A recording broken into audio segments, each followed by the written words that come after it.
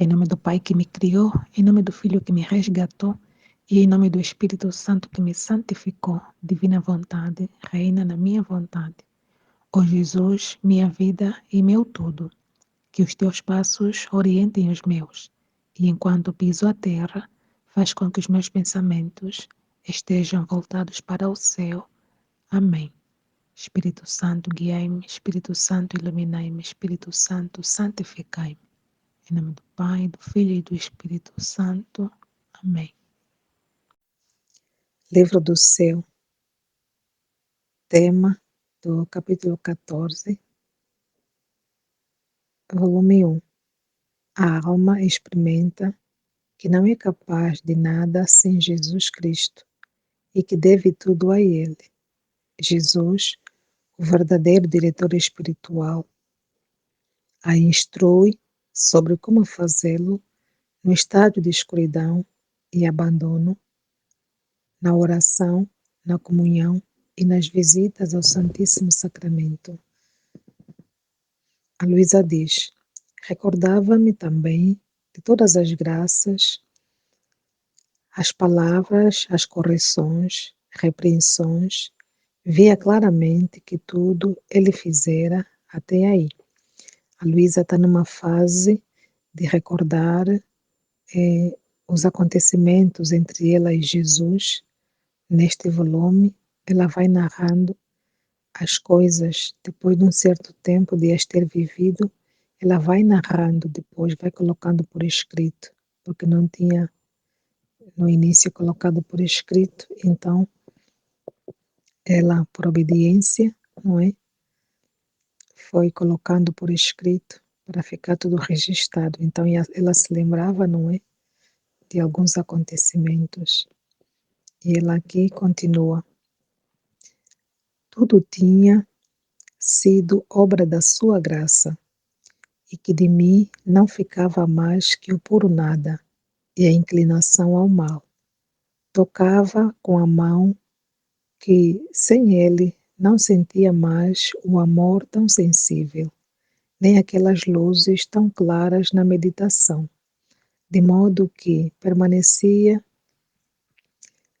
por 2 ou 3 horas, mas, mesmo assim, fazia o máximo que podia para repetir o que fazia quando o sentia, porque ouvia aquelas palavras ressoarem.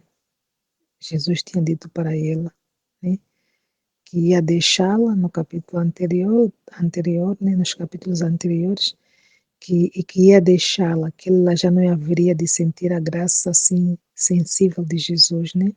Já não a podia ver ou sentir conforme sentia antes, que ela havia de ficar ausente, né? Mas que estaria sempre a controlar o que ela estivesse a fazer. E ele tinha dito que, se ela for fiel a tudo o que o Senhor falou para ela, ele iria premiar, não é? A Luísa. E se ela não fosse capaz de fazer aquilo que era suposto fazer, né?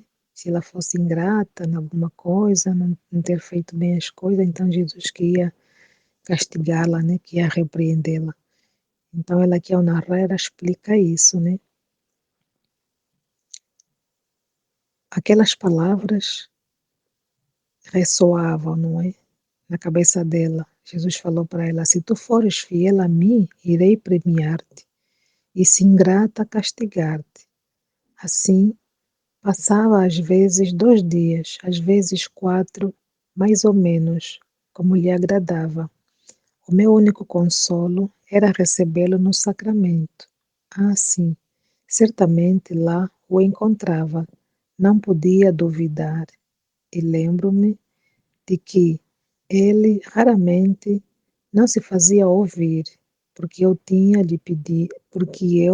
tanto lhe pedia e importunava que me contentasse, mas não amorosa e amavelmente, senão severamente. Depois que passaram estes dias no estado de escuridão, acima especialmente, eh, depois que passaram esses dias no estado descrito acima, especialmente se eu tivesse sido fiel a ele, sentia-o voltar para o meu interior. Falava comigo mais claramente, e como em dias passados eu não tinha conseguido conceber nenhuma palavra dentro de mim, nem ouvido qualquer coisa, então entendia que não era minha fantasia, como muitas vezes eu costumava pensar antes. Até esse momento, não dizia nada ao confessor ou a nenhuma outra alma vivente. Entretanto, fazia o quanto podia para corresponder-lhe, porque senão ele me faria tanta guerra que não teria paz. Ah, Senhor, tens sido tão bom comigo e eu sou tão ruim ainda. Continuando com o que havia começado, sentia-o dentro de mim, abraçava-o, estreitava-o e dizia-lhe: Amado bem, veja como a nossa separação tem sido amarga. E ele me dizia: É nada o que tu passaste. Prepara-te para provas mais duras.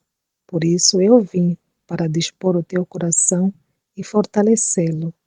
Agora vais me contar tudo o que passou, as tuas dúvidas e medos, todas as tuas dificuldades, para poder te ensinar como se comportar na minha ausência. Então eu narrei as minhas tristezas, dizendo: Senhor, olha, sem ti eu não tenho conseguido fazer nada, nada de bom. Fiz a meditação toda distraída, feia, tanto que não tinha o espírito para oferecer a ti. Na comunhão não pude passar horas inteiras como quando te sentia. Me via sozinha, não tinha ninguém para me entender. Me sentia vazia de tudo. A dor da tua ausência me fazia provar agonias mortais. A minha natureza queria apressar-se imediatamente para fugir daquela dor, especialmente porque parecia que eu não estava a fazer nada além de perder tempo, e ainda o medo que, ao voltar, tu me castigarias por não ter sido fiel. Então, eu não sabia o que fazer. Além disso, a dor de que tu estás sendo continuamente ofendido e que eu, sem saber quando, onde antes me ensinavas a fazer esses atos de reparação, essas visitas ao Santíssimo Sacramento, pelas ofensas que tu recebes. Então, diga-me como devo fazer. E ele, me instruindo benignamente, me disse: Tens feito mal por estares tão perturbada. Não sabes que eu sou o espírito de paz? E a primeira coisa que te recomendo é não perturbar a paz do coração.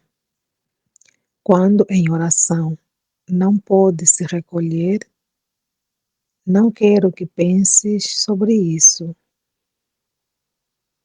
Quando em oração não pode se recolher, não quero que penses sobre isso ou aquilo, como é ou como não é. Fazendo desta maneira, tu mesma chamas a distração. Pelo contrário, quando estás neste estado em que não consegue se concentrar, não consegue fazer nada muito bem, então Jesus recomenda para ela: quando estás neste estado, a primeira coisa é que te humilhes, confessando-te merecedora dessas penas, pondo-te como um humilde cordeiro nas mãos do carrasco, que enquanto o mata lhe lambe as mãos. Então, tu enquanto te vês espancada, abatida, sozinha, te resignarás às minhas santas disposições. Me agradecerás de todo o coração, beijarás a mão que te bate, reconhecendo-te indigna dessas dores. Então me oferecerás aquelas amarguras, angústias, tédio, pedindo que eu as aceite como sacrifício de louvor, de satisfação pela tua culpa, de reparação pelas ofensas que me fazem. Ao fazer isso, a tua oração se elevará diante do meu trono, como incenso perfumado. Ao fazer isso, a tua oração se elevará diante do meu trono, como incenso perfumado. Ferirá o meu coração e atrairá novas graças e novos carismas para ti. O demônio, vendo-te humilde e resignada, toda abismada no teu nada, não terá forças para se aproximar. Eis que, onde penso que estava perdendo, farás grandes aquisições. Eis que, onde você pensou que estavas a perder, farás grandes aquisições. Quanto à comunhão, não quero que te aflijas por não saber como vais ficar. Deves saber que é uma sombra das dores que sofri no Getsemane. Como será quando eu te fizer participante dos flagelos dos espinhos e dos cravos? O pensamento dos sofrimentos maiores te fará sofrer com mais ânimo as penalidades menores. Portanto, quando na comunhão te encontrares sozinha, agonizante, pensas que eu te quero um pouco na minha companhia, na agonia do horto. Portanto, permanece junto a mim e faz uma comparação entre as tuas dores e as minhas. Vê-te sozinha, privada de mim, e eu também sou abandonado pelos meus amigos mais fiéis, que então que estão sonolentos, deixados sozinho até pelo meu divino Pai, e também no meio de um mar de amarguras, de um mar e também no meio de uma dor amarguríssima, cercado por cobras, víboras e cães raivosos, que eram os pecados dos homens, e onde estavam também os teus, que fizeram parte deles, de modo que me parecia que queriam me devorar vivo. O meu coração sentiu tanta opressão, como se estivesse sobre uma prensa, um material que esmaga, que oprime, tanto que suei sangue vivo. Dizes-me, quando chegaste a sofrer tanto? Então, quando te encontrares privada de mim, aflita, vazia de todo o consolo, cheia de tristeza, de angústia e dores, aproxima-te de mim, limpa-me esse sangue, oferece-me essas tristezas como alívio para a minha agonia amarguíssima. Ao fazer isso, encontrarás uma maneira de permanecer comigo após a comunhão. Não que não sofras, porque a dor mais amarga que posso dar às minhas queridas almas é privando-as de mim, mas tu, pensando que com teu sofrimento me dás conforto, ficarás satisfeita. Em relação às visitas e atos de reparação, tu deves saber que tudo o que fiz no decorrer de 33 anos, desde o nascimento até a morte, o continuo no sacramento do altar. Por isso, quero que me visites 33 vezes por dia, honrando todos os meus anos e unindo-te comigo no sacramento, com as minhas mesmas intenções, isto é, de reparação, de adoração. Isto tu farás em todos os momentos do dia. Volta imediatamente o primeiro pensamento da manhã diante do tabernáculo onde estou, pelo teu amor, e visita-me. O último pensamento da tarde, enquanto tu dormes à noite, antes e depois de comer, ao começo de toda a ação tua, caminhando, trabalhando. Enquanto assim me dizia, sentia-me toda confusa e sem saber se poderia fazê-lo. Disse-lhe: Senhor, peço que fiques comigo até que eu tenha o hábito de fazê-lo, porque sei que contigo posso fazer tudo, mas sem ti, o que posso fazer, eu miserável? E ele benignamente adicionava: Sim, sim, eu vou te contentar. Quando te faltei, quero a tua boa vontade e dar-te-ei qualquer ajuda que desejares. E assim fazia. Então, daquilo que eu compreendi com esse texto, né? Jesus precisava de dispor a alma da Luísa, não é, a maiores graças, e ela precisava ficar resignada e abandonada a tudo o que estivesse a acontecer com ela, que antes Jesus fazia muita presença sensivelmente, não é, no seu interior, ela ouvia Jesus também, então tudo era muito presente, Jesus estava muito presente e ela estava acostumada a essa presença de Jesus. E quando Jesus comunicou que havia de se ausentar, né? Se ausentar assim, maneira de dizer, não ia estar assim tão sensivelmente como ela sentia Jesus, mas que Jesus ia tirar, né? Essa sensibilidade dela, o poder sentir, o poder ver assim mais de perto, né? Sentir ele no seu coração, falando com ela e tudo. Então Jesus disse que havia de se distanciar, né? Então deu essas recomendações para ela, para que ela pudesse então fazer como Jesus pediu, né?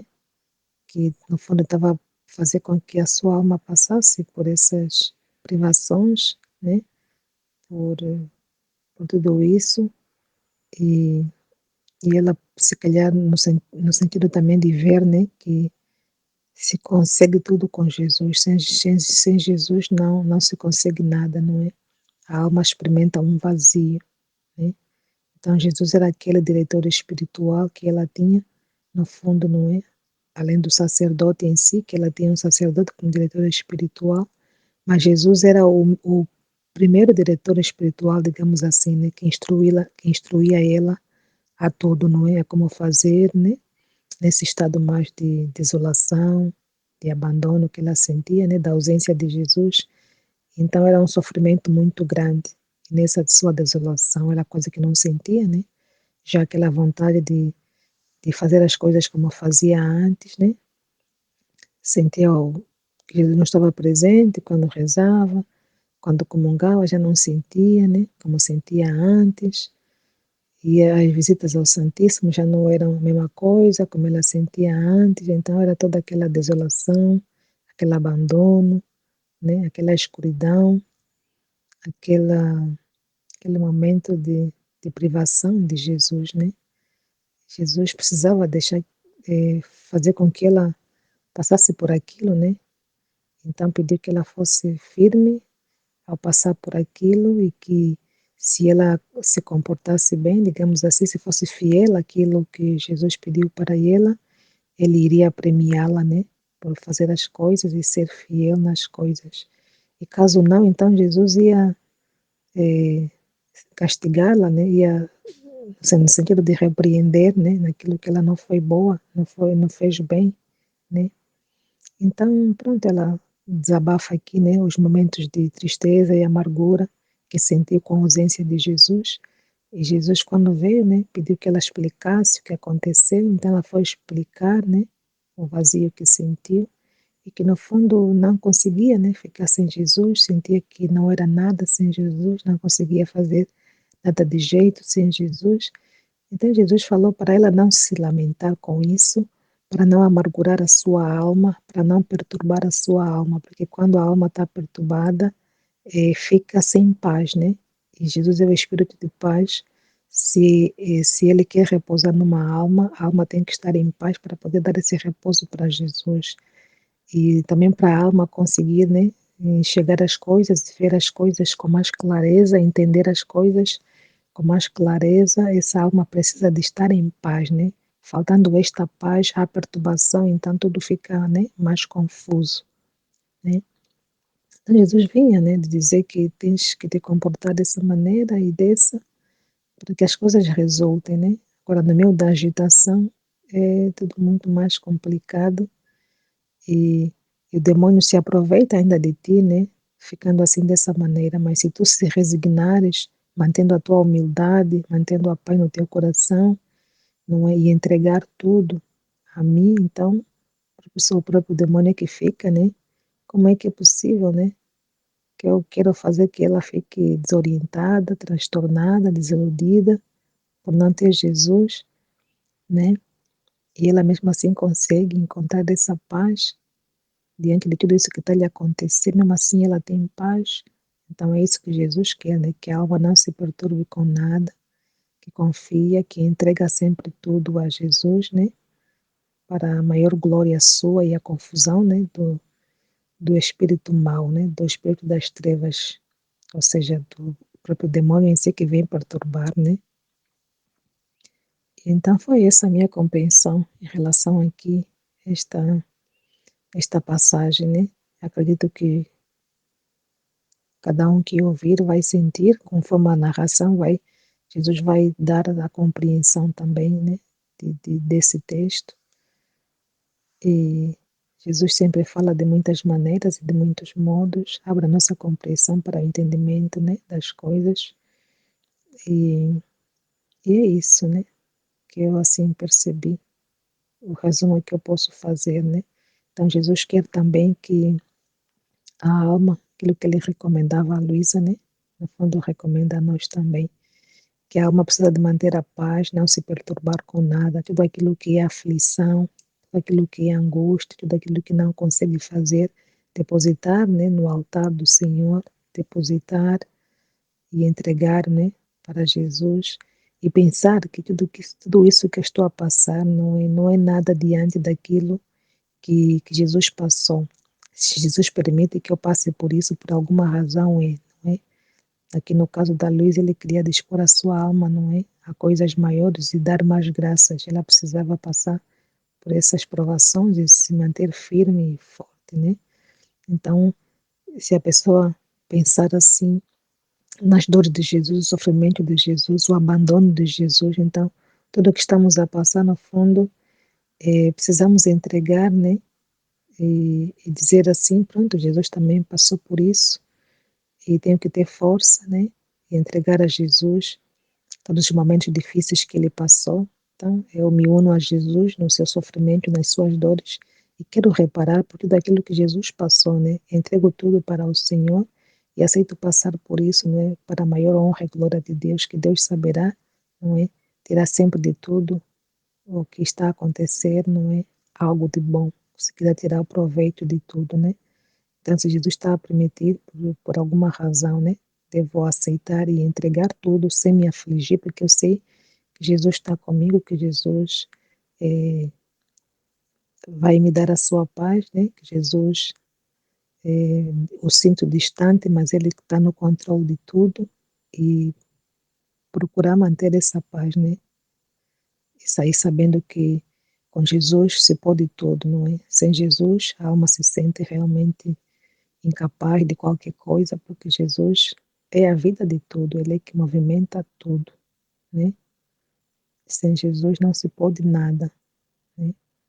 E é preciso ter essa confiança, né? Nele também. Quando o sentimos mais, a sua presença e conseguimos fazer mais coisas quando o sentimos mais presente, né?